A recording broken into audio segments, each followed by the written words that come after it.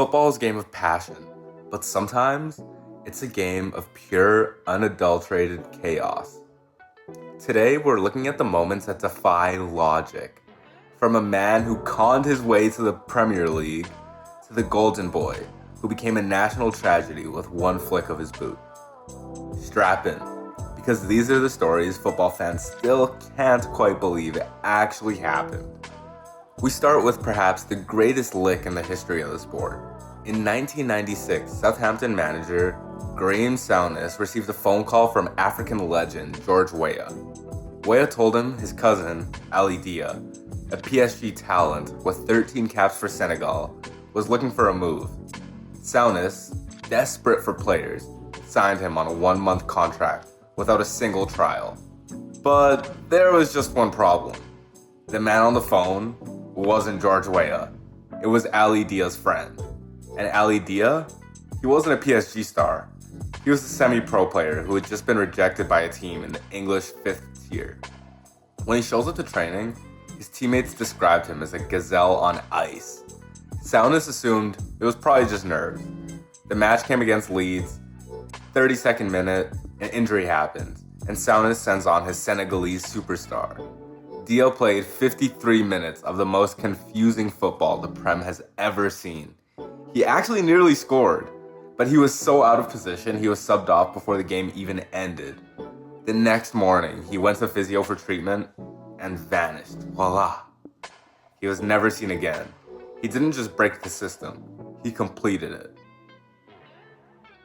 But see, Ali Dia faked his talent, but these next guys, they had all the talent in the world, but they just decided to get cheeky. Mikel Landreau was a penalty specialist. He was the guy who once stared down Ronaldinho and won. But in the 2004 Coupe de la Ligue final, he decided to do way too much. With the winning penalty on his boot, he went for a Panenka. The opposing keeper didn't even dive, he just stood there and caught it like a grocery delivery. Landreau's team went on to lose the whole shootout, turning a hero moment into a haunting memory. But if you thought that was bad, Brahim Diaz recently pulled off a national tragedy for Morocco. In a 114th minute penalty against Senegal, with the entire tournament on the line and tensions boiling over, the Golden Boy steps up. Everyone expected a screamer to seal the win. Instead, another Panenka. Another keeper, Edouard Mendy, who didn't move an inch. Mendy caught it like a gift, and Diaz later admitted his soul hurts. It's the ultimate high-risk, zero-reward move. It's the ultimate high-risk, zero-reward move that proves sometimes simple is just better. Sometimes, though, it's not the player's fault.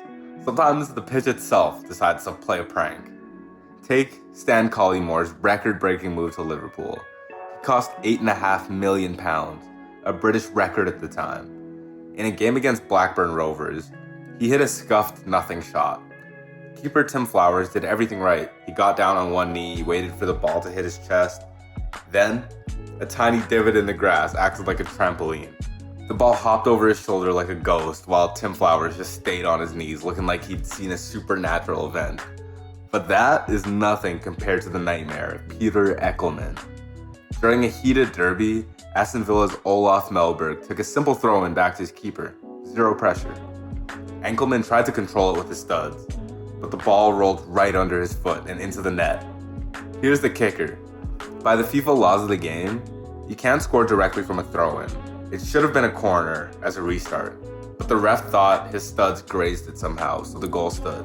To make things even worse, a Birmingham fan ran onto the pitch to mock him straight to his face. And Enckelman, he just stood there. He couldn't even fight back. It's like he felt like he deserved it. Whether it's a fake cousin or a rogue blade of grass, football finds a way to humble the best of them. Which one of these was the biggest disaster? Was it Ali Dia's 53-minute heist? Or the Panenka that broke a nation's whole heart?